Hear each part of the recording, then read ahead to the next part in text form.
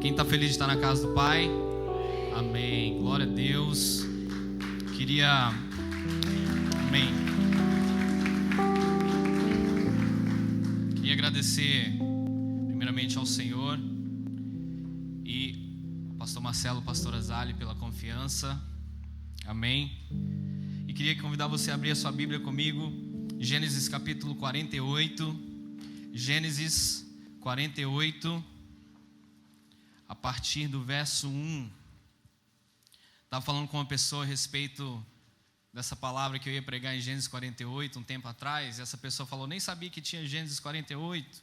Então quando você vê o Nilton, fala com ele para ler a Bíblia, amém? Gênesis 48, verso 1 ao 6. Quem achou diz amém? Amém, diz assim: e aconteceu depois dessas coisas que disseram a José, eis que o seu pai está enfermo. Então tomou consigo os seus 2 filhos, Manassés e Efraim, e a um deu parte a Jacó, e disse, eis que José o teu filho vem a ti. E esforçou-se Israel e assentou-se sobre a cama.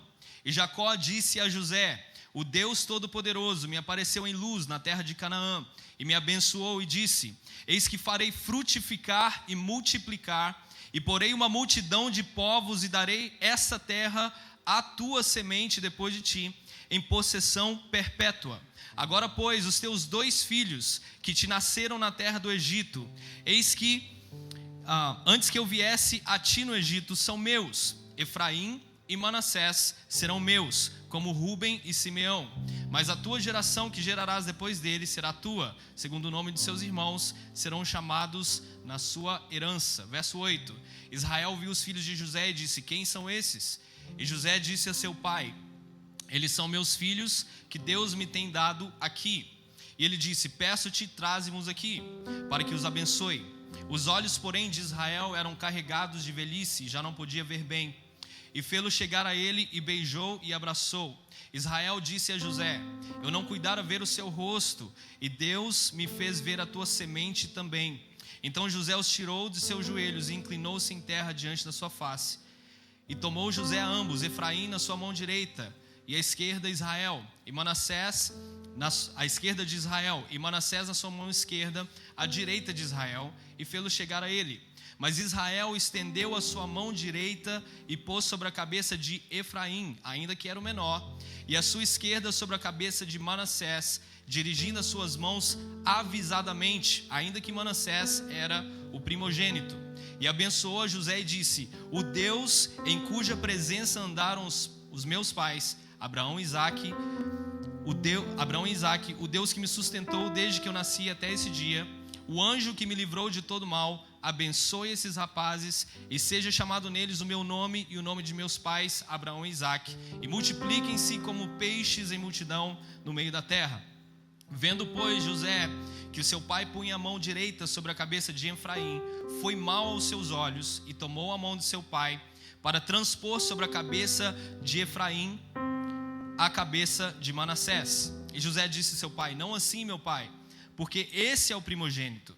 Põe a sua mão direita sobre a sua cabeça. Mas seu pai recusou e disse, eu sei, filho meu, eu sei. Também este será um povo, e também ele será grande.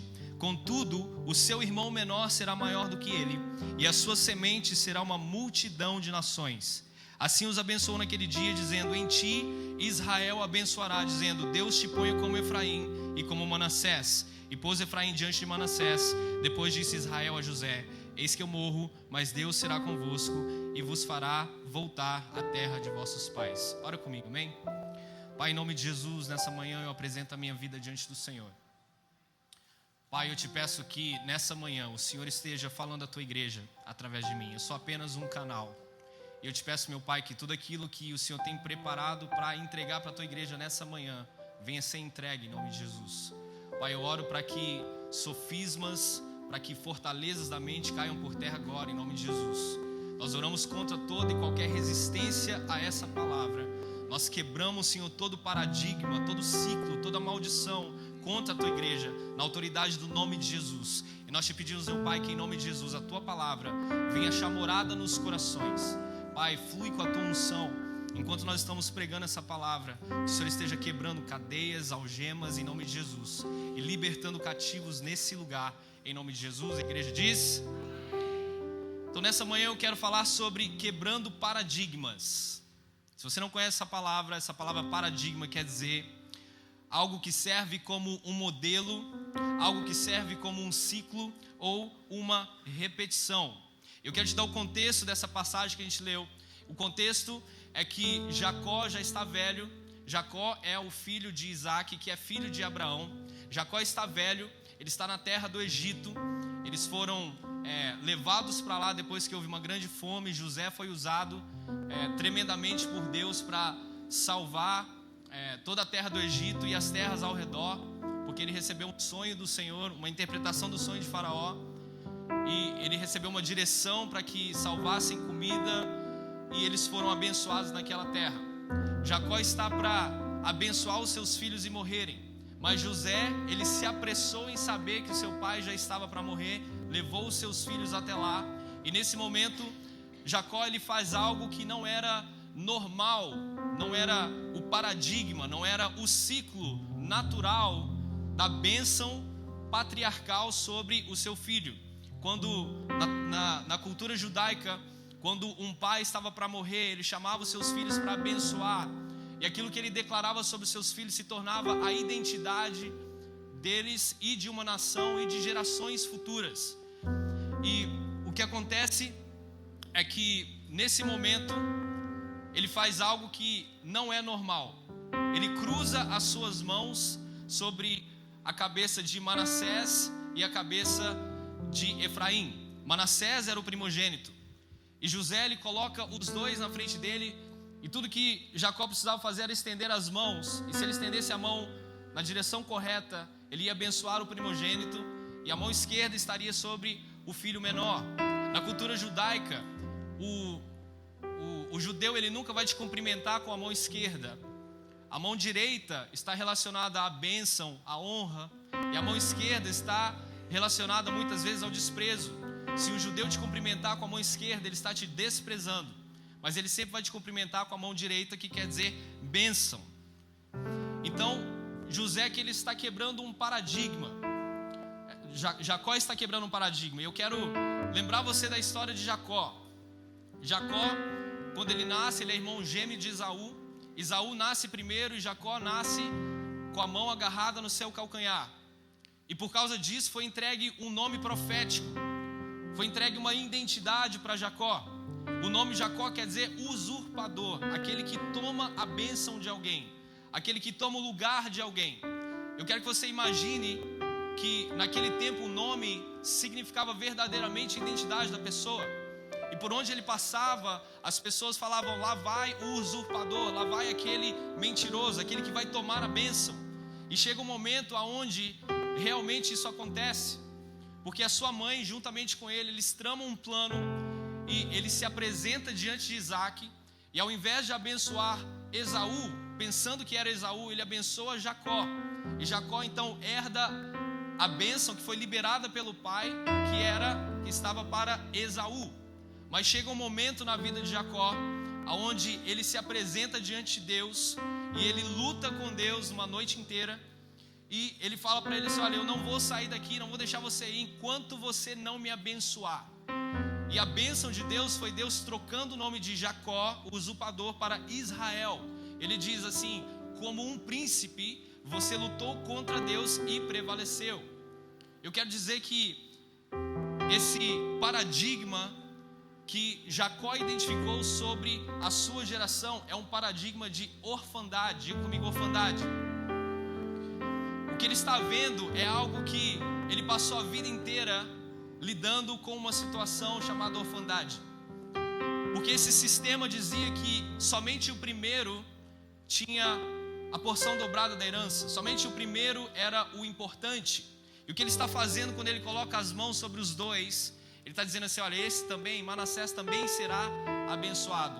Ele está dizendo assim: olha, para Deus não tem filho preferido, para Deus todos nós somos iguais. Vamos lá na história do filho pródigo. Abre comigo sua Bíblia em Lucas capítulo 15. Lucas capítulo 15, verso 11.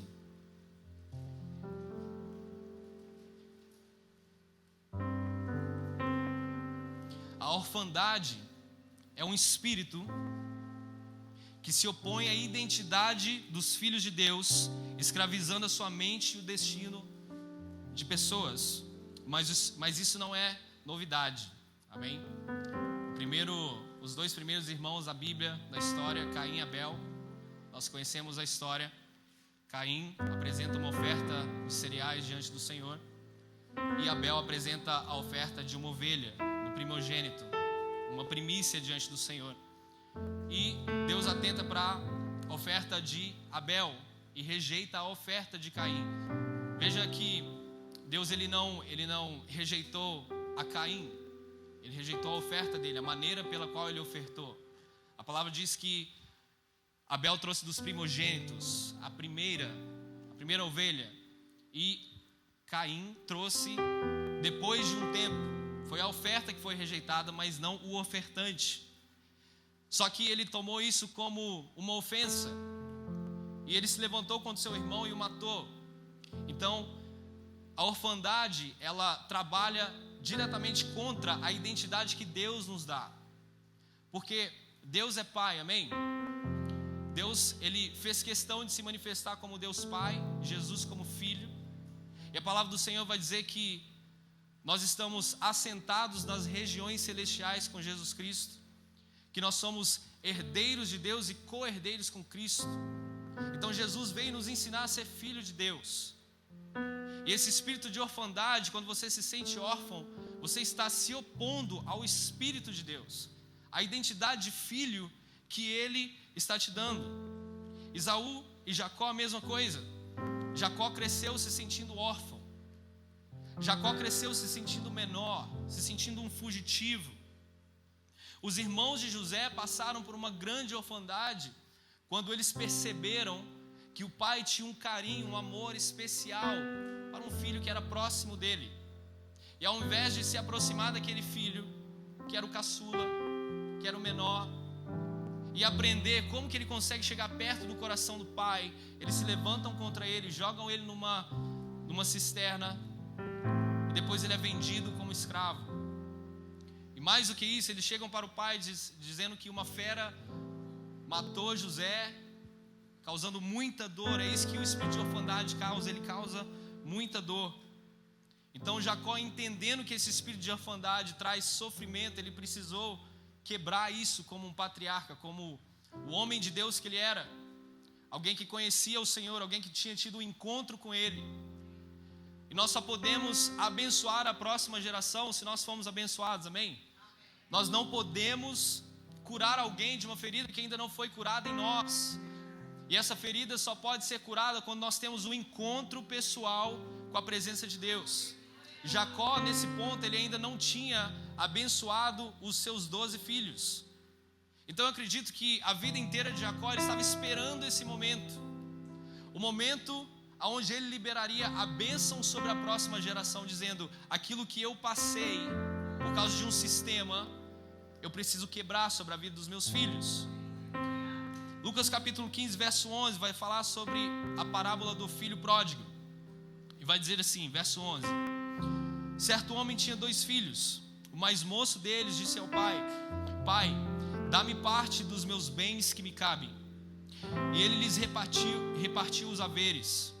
Passados não muitos dias, o filho mais moço, ajuntando tudo o que era seu, partiu para uma terra distante, e lá dissipou todos os seus bens, vivendo dissolutamente. Depois de ter consumido tudo, sobreveio sobre aquele país uma grande fome, e ele começou a passar necessidade. Então ele se agregou a um dos cidadãos daquela terra, e esse o mandou para os seus campos para guardar porcos. Ali desejava fartar-se das alfarrobas que os porcos comiam, mas ninguém lhe dava nada. Então, caindo em si, diga comigo, caindo em si, ele disse: quantos trabalhadores do meu pai têm pão com fartura, e eu aqui morro de fome? Levantar-me-ei, irei ter com meu pai, e lhe direi: Pai, pequei contra o céu e diante de ti, não sou digno de ser chamado seu filho. Trata-me como um de seus trabalhadores. Aqui está falando que o filho mais novo chega um momento em que eu acredito que ele atingiu uma idade onde ele poderia fazer isso. E ele chega para o pai e fala: pai, eu quero a minha parte da herança. Eu estou indo embora, por favor, aquilo que eu tenho direito, o senhor reparte comigo, me dá, porque eu estou indo embora daqui. E de acordo com aquela cultura, o que ele está dizendo para o pai, ele está dizendo assim: olha, eu quero aquilo que é meu, e eu prefiro as coisas desse mundo do que a sua presença. Porque quantos sabem que a gente só pode receber uma herança quando o pai morre? A gente só pode receber a herança de alguém quando essa pessoa se vai. Então o que ele está dizendo assim: eu prefiro a sua morte, eu prefiro não mais ser seu filho do que não ter essas bênçãos. O que ele está dizendo é o seguinte: eu não sou mais o seu filho, eu estou indo embora, esqueça que eu existo. E o interessante é que a gente não vai ver o pai insistindo com o filho para ficar. E quando a gente lê essa passagem, a gente não consegue entender, porque nós não estamos numa cultura igual à cultura judaica. Mas se o pai tivesse impedido o filho de ir, ele não estaria agindo na semelhança de Deus. E eu quero te explicar isso. Deus faz isso conosco, porque Deus nos criou a sua imagem e semelhança. E algo que mais se parece com Deus é a nossa possibilidade de tomar decisões. O fato de que a gente pode tomar decisões nos faz parecido com Deus. Quando sabem que Deus decidiu amar o mundo de tal maneira que Ele enviou o seu Filho unigênito, para que todo aquele que nele creia não pereça, mas tenha vida eterna. Quando Deus colocou o homem no jardim, Ele disse: você vai governar, você vai multiplicar sobre a terra, você vai governar sobre a terra. E deu para o homem uma decisão: tem todas as aves do campo você pode comer, mas da árvore do conhecimento do bem e do mal você não vai comer. Se Deus tivesse criado o homem sem a capacidade de decidir, se o pai tivesse impedido o filho de seguir o seu caminho, então o filho não seria filho, ele seria servo, ele seria um escravo. Então o pai permite sim que filhos saiam da casa. O pai permite sim que filhos tomem as suas decisões erradas, ainda que isso venha quebrar o seu coração, ainda que isso venha a dilacerar o coração do pai. Ele precisa deixar o filho ir, porque o filho não é um escravo, o filho é livre. E o que acontece é que ele estava naquele lugar, gastando tudo que ele tinha, mas ele não se deu conta de que um dia aquela herança ia se acabar. Então ele se encontra num lugar onde ele está cuidando de porcos, e para a cultura judaica, porcos são animais sujos, porcos são animais impuros. Então estar cuidando de porcos foi talvez o trabalho mais baixo que ele podia encontrar. Ele estava no fundo do poço. Cuidar de porcos, eu acredito que o cheiro daquele lugar não era muito agradável. Se você já esteve perto de um chiqueiro, você sabe como é que é. É insuportável o cheiro. E a Bíblia fala que não só ele estava cuidando daqueles porcos, mas que ele desejava comer a lavagem que o porco estava comendo. Isso fala de uma situação espiritual. É isso que acontece quando o filho sai da casa do pai. Pode até passar um tempo aonde ele vai andar em cima daquilo que foi provido para ele por um certo tempo, que é a herança, mas aquela herança vai acabar. E nós vamos nos encontrar nesse lugar sujo, nesse lugar de falta, nesse lugar fedido. É isso que significa o que está acontecendo com o filho pródigo. Mas a palavra de Deus, ela fala que o pai não foi atrás do filho.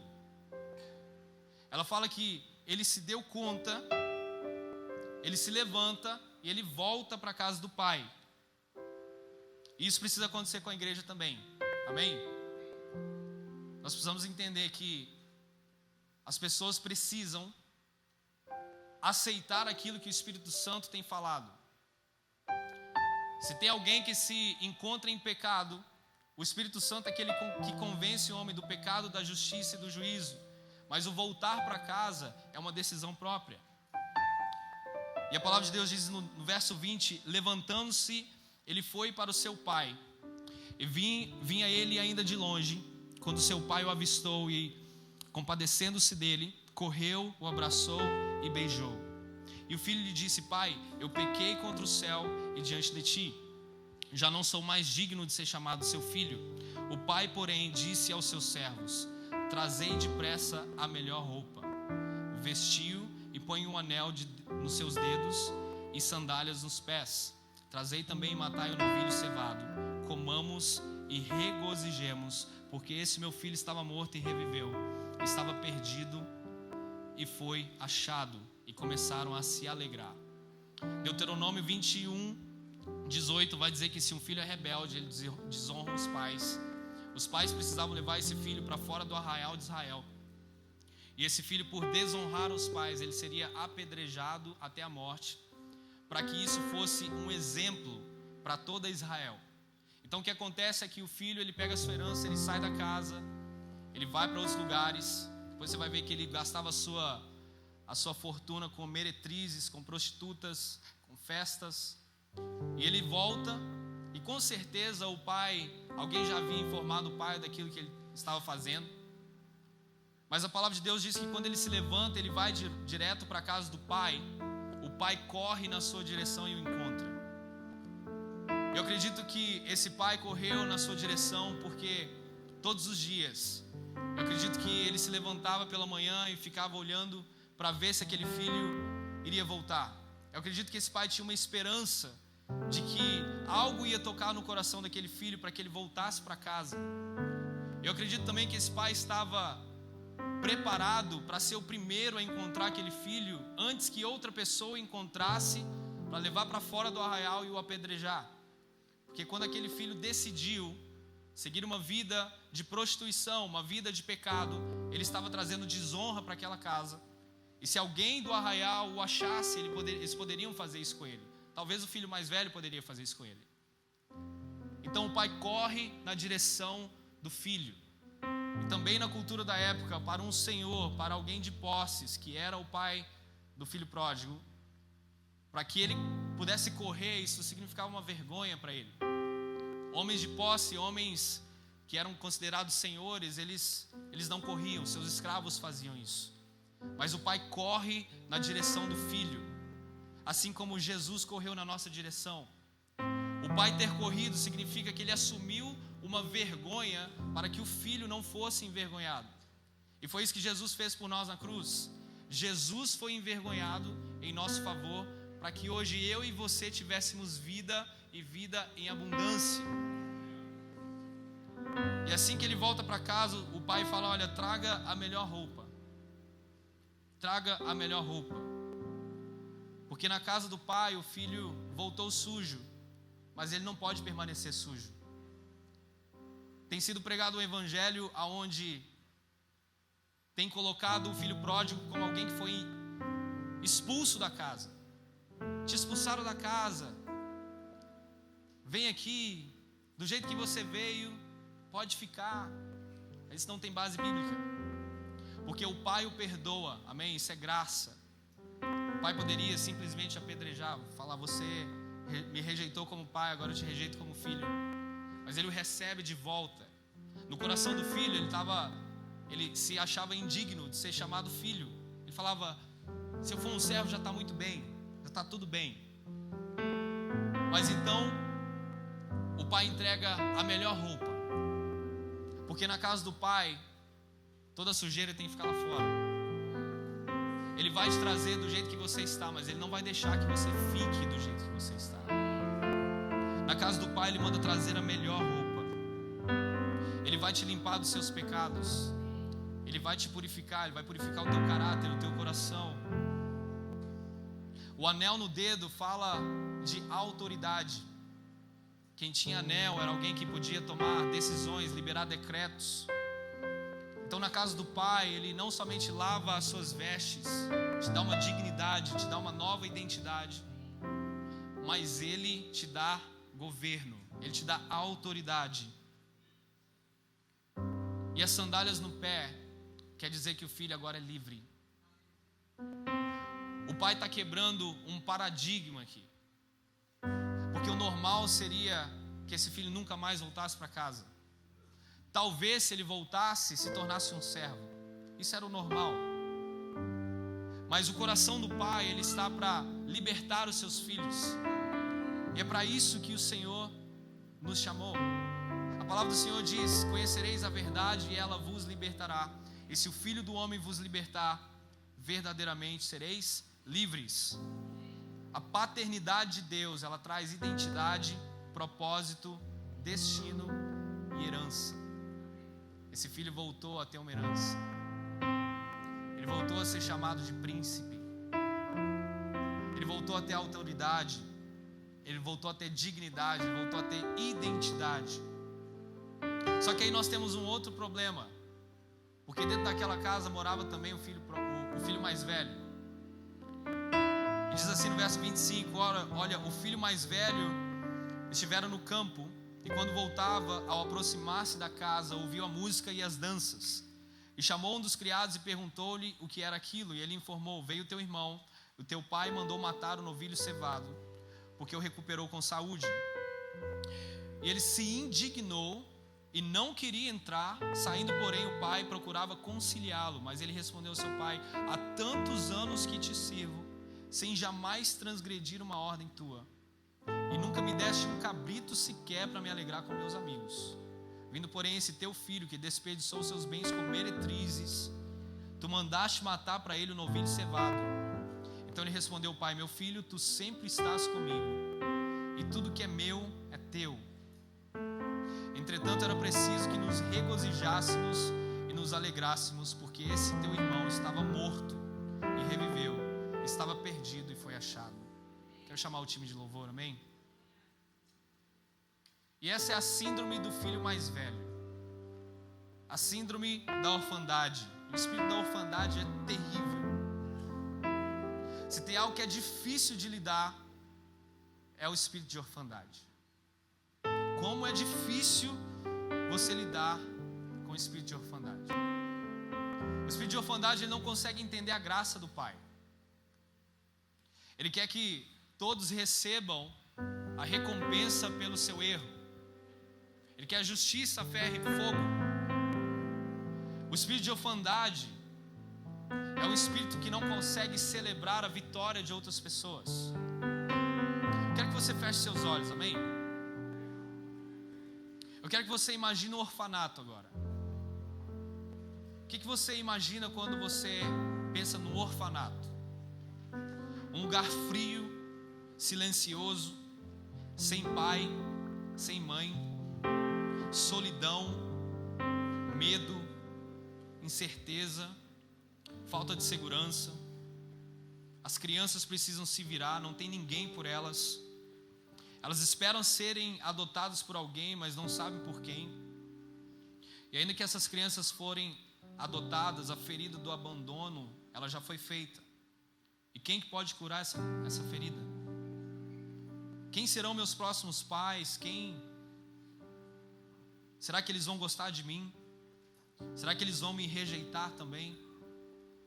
E infelizmente, essas imagens que passaram pela sua cabeça quando a gente está pensando agora no orfanato, é a realidade onde muitos, até mesmo dentro da igreja, estão vivendo hoje. Um lugar onde você pensa que não tem ninguém por você. Um lugar onde você pensa que você não tem pai, você não tem mãe, ninguém se importa com você, você precisa se virar. O espírito da orfandade, ele quebra princípios para conseguir algo. Ele precisa provar que é alguém. O órfão, ele precisa passar por cima de pessoas. Se você quiser identificar alguns sintomas de orfandade, o órfão trabalha para conquistar o amor do pai, mas o filho trabalha porque já é amado. O órfão negocia qualquer princípio para ser reconhecido. O órfão, por onde passa, causa problemas. O órfão nunca admite os seus erros.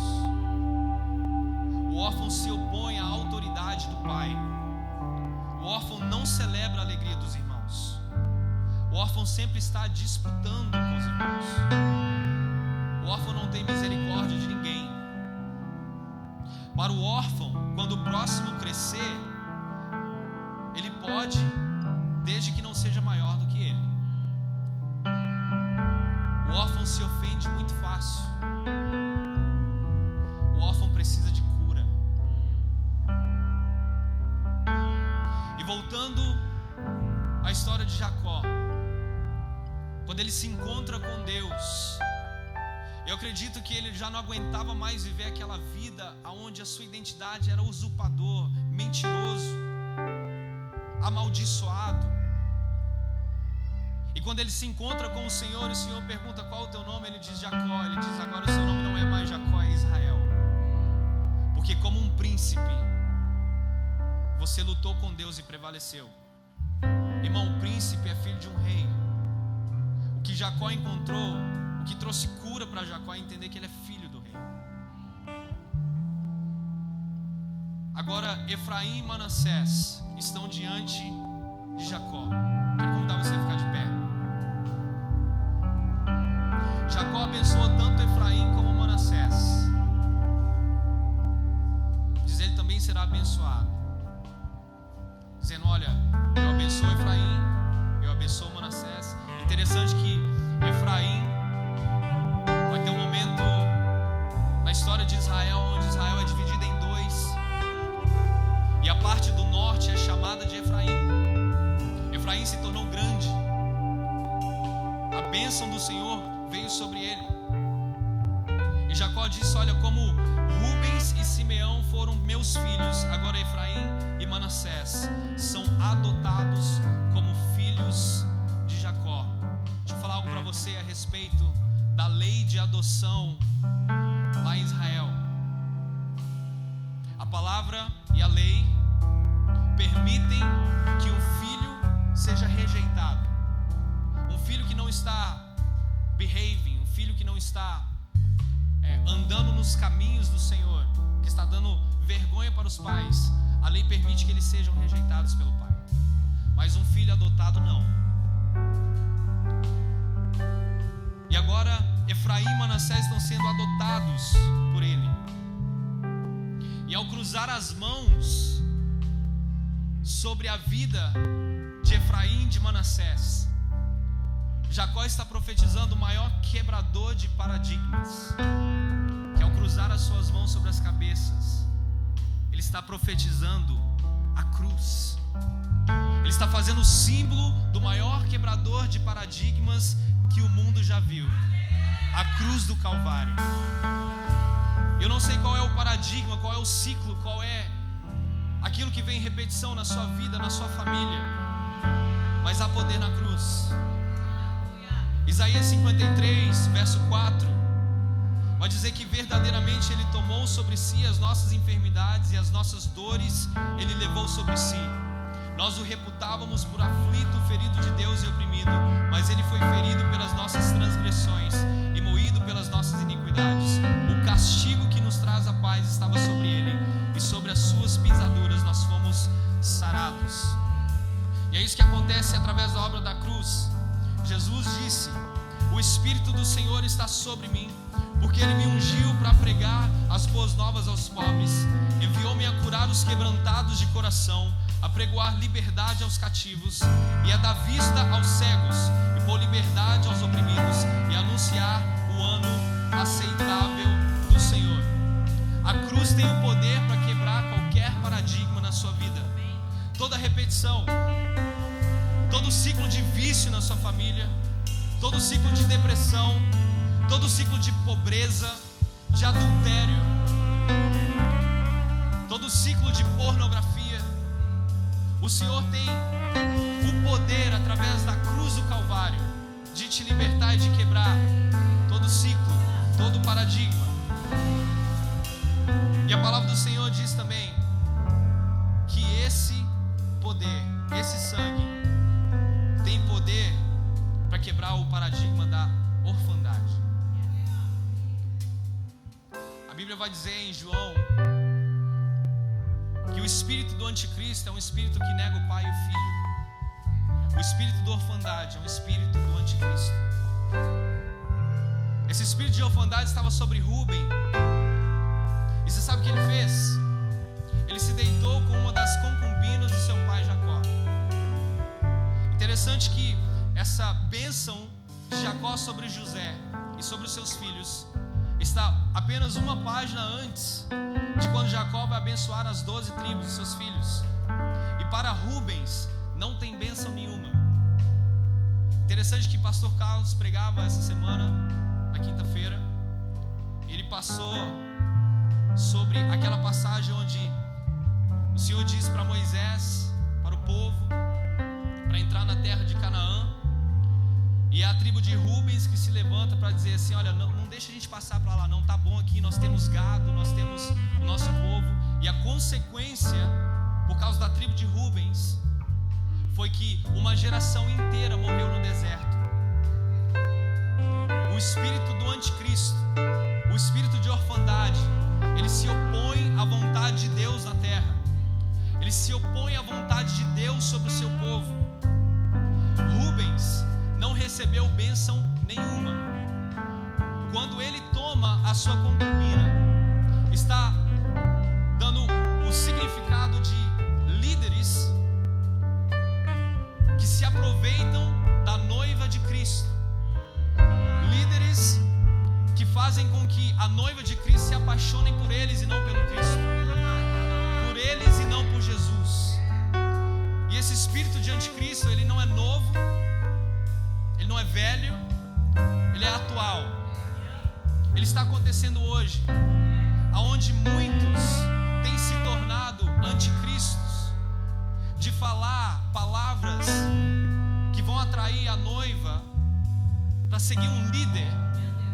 E por causa disso, estão barganhando ministérios, estão barganhando posições. Mas a consequência disso é o que aconteceu com Rubens, é maldição. Mas ainda tem uma igreja, ainda tem líderes que não estão sendo liderados por esse espírito, mas pelo espírito de paternidade. A palavra do Senhor vai dizer em Romanos capítulo 8, verso 15: porque não recebestes o espírito de escravidão para viverdes outra vez atemorizados, mas recebestes o espírito de adoção, baseado no qual clamamos: Abba, Pai. Romanos capítulo 8, verso 19 vai dizer que a criação aguarda ansiosamente a manifestação dos filhos de Deus. Eu quero convidar você a fechar os seus olhos, amém?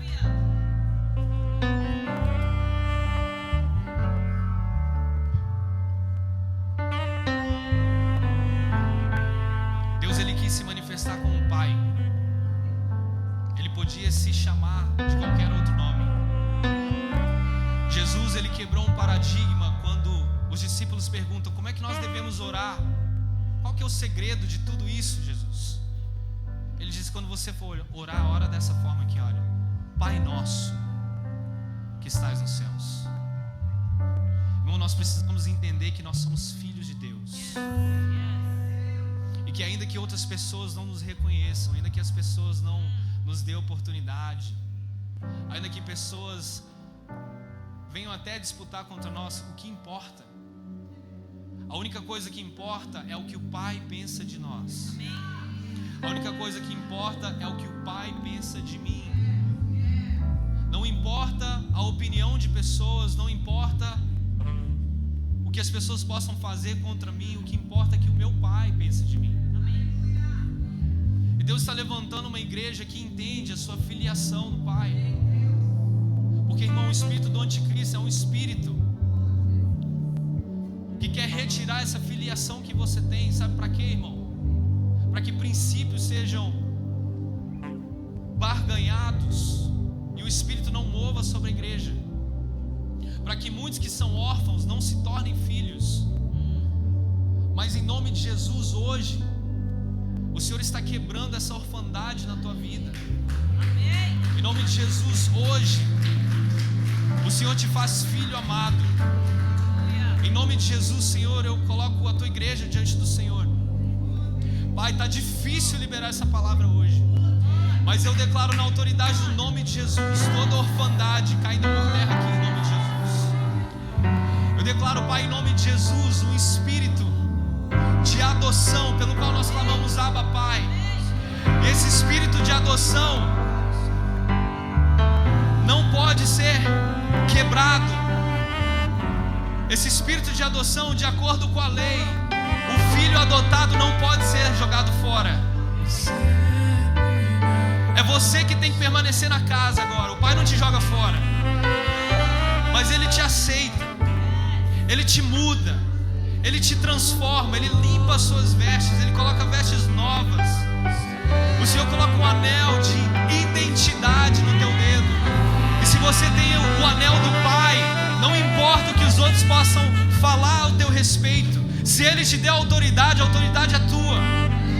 O Senhor coloca sandálias nos seus pés, para que você entenda que você não é um escravo.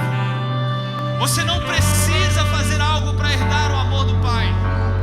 A palavra do Senhor diz que Ele prova o seu amor por nós, em que Cristo morreu na cruz, sendo nós ainda pecadores. Não tem nada que possa fazer com que você compre esse amor de Deus. Ele te deu de graça. Ele te deu de graça. E a nossa resposta, irmão, a nossa resposta é servir ao Senhor. Esse é o verdadeiro espírito